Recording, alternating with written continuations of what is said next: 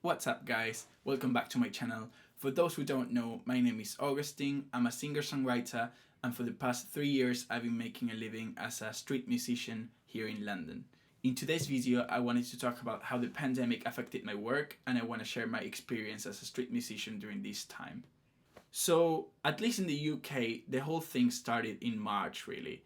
Um, and back then, I was in Argentina because every year I go to Argentina in March for like 3 weeks or so. And it was almost towards the end of my stay in Argentina that the whole thing really got ugly. And my dad was like, okay, be careful because you might not be able to play in the streets. And even if you are, there won't be anyone around because they're going to do a lockdown. And I was like, what are you talking about? I didn't think any of that was going to happen. I thought he was exaggerating, but it turns out he was right. So I was supposed to come back to London on the 18th of March, but they cancelled my flight, which was not very convenient. So I went to the airline's office because they wouldn't pick up the phone. And in the office, there were so many people in the same situation. But I was like, listen, man, you really need to help me out here because I don't live in Argentina, I live in London, so I really need to go back. And he was like, okay, I can give you the last seat in the last flight.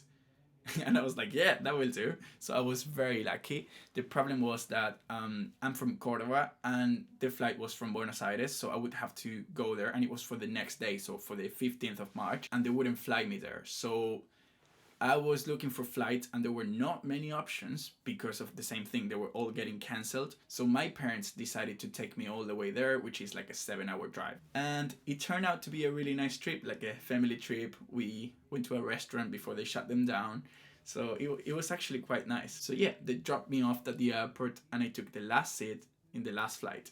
Once in London, everything was really strange. People were really scared, they all rushed to the supermarket and we ran out of toilet paper, pasta, tomato sauce and all these things. Which, to be honest, I don't blame them because it's the first time something like this happens in like 100 years. At first, the government was like, yeah, we're not going to do anything because we need to create immunity. And then they changed their mind and they decided to do a 3-week lockdown. And I was like, oh my God, 3 weeks. Little did I know that it was going to be like 3 months. Also, around that time, the Prime Minister Boris Johnson got the coronavirus himself.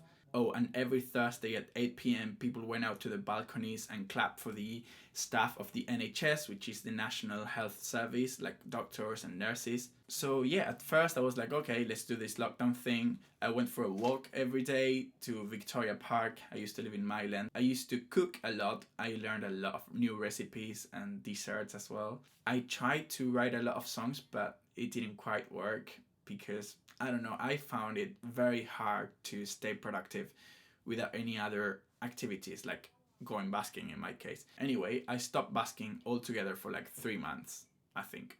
And then in July, I was like, okay, maybe I can, start basking again. So first, I went to Piccadilly Circus, which is where I always go, and it was dead. There was no one around, no one. So I decided to start basking around my land, which is where I used to live. So I went to the Regent's Canal and I would play for the people walking by. And it was actually not that bad. It was really close to my house and people seemed to appreciate it. And it was in a park, so I liked it, with all the trees and everything. The problem was that there was a huge building right in front of me across the canal. So the first time everyone liked it, they sat in their balconies and they clapped every time I finished a song. And some of them even gave me money and everything.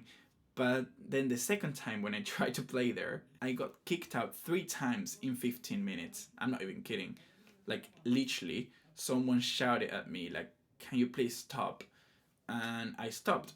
And then while I was packing my stuff, someone else came and they were like, yeah, are you stopping, right? And I was like, yes, sure, I'm leaving. Oh, that's good because, it's too loud.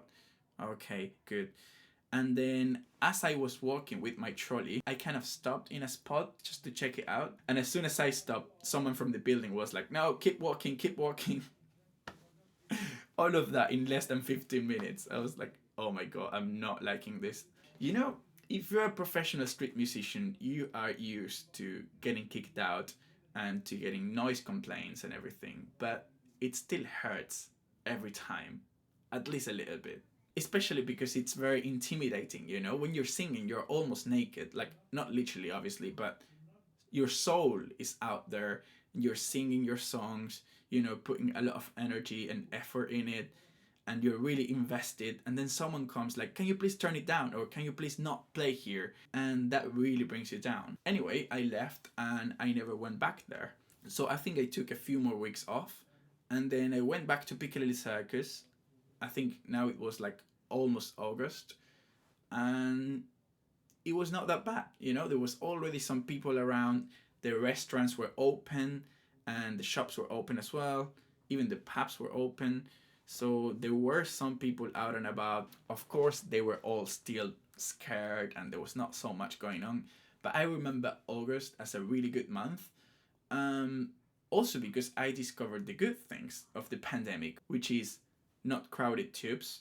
The underground is always very, very crowded, and with the pandemic, even now, they're not crowded anymore, which is a good thing. Also, there were not so many buskers around, so I didn't have to queue for so long to get my shows, and I think that's pretty much it. So that was August. It was a decent month, and it was a really hot month as well. I remember there was like a heat wave. A few days it was like 37, 38 degrees, which is not common in London. And when it's hot, it's not very good for busking because people won't even stand to watch you. And then September was the same, but a little bit better.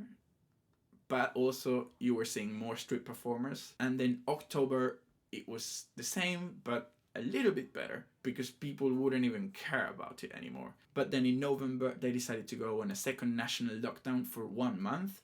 And I remember I was really pissed off because everything was getting back to normal, and then all of a sudden they just took it back. I stopped busking for pretty much for the whole of the lockdown, even though I played a few times, like 3 times during the second lockdown, and it was actually quite good. Like, people were still out and about, even if the bars and all the shops were closed, but there were still some people around. So yeah, it was actually quite decent, but I didn't want to do it so much because we were on a lockdown, right? And then on the 2nd of December, the lockdown finished. They didn't extend it, which was a really good thing because I was pretty sure they were going to extend it. And they reintroduced the tier system. Basically, they split the country in 3 different tiers. So tier 1 is like almost non-restrictions, but also almost no place in England was in tier 1. Tier 2 means some restrictions, like the rule of 6, for example, that you can only meet up to 6 people outdoors. Other crazy rules like shutting down pubs at 10 p.m., which actually I don't know how that helps because I remember getting off the bar in Soho and everyone was leaving the pub at the same time. So the tube was super crowded. And tier 3, which means I'm not even sure, to be honest, because it was supposed to be like a lockdown, but I think the shops would still open. Anyway, when the lockdown stopped, London went into tier 2, which is fine. You can still play. The police would shut us down sometimes if we get crowds, but we had to live with it. And then, like, literally 1 week after that, they moved London into tier 3. And I was like, oh man. But then I kept playing and it was fine, kind of. The police would shut us down sometimes as well, but that was pretty much it. And then, like, almost another week after that, they moved London into a new tier, tier 4, which means lockdown. So 1 week before Christmas, they moved London into the highest level of restrictions, which is obviously not good for the economy at all. And then again, I was really pissed off because I love busking during Christmas. It's my favorite time of the year. I have a Santa hat, I have Christmas lights that I wrap up around my mic stand, and the streets are so beautiful with all the Christmas decoration, and people are generous. God, I love playing in Christmas, and this year, apparently, I can't do it.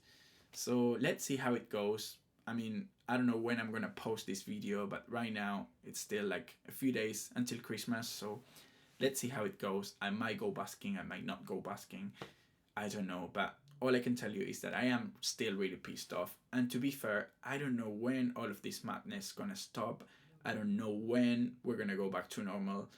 And I'm very disappointed. But I think everyone's in the same situation, so I can't really complain too much because I'm still doing what I love, but it kind of sucks. Anyway, let's see how's the new year. Hopefully a little bit better. That would be nice.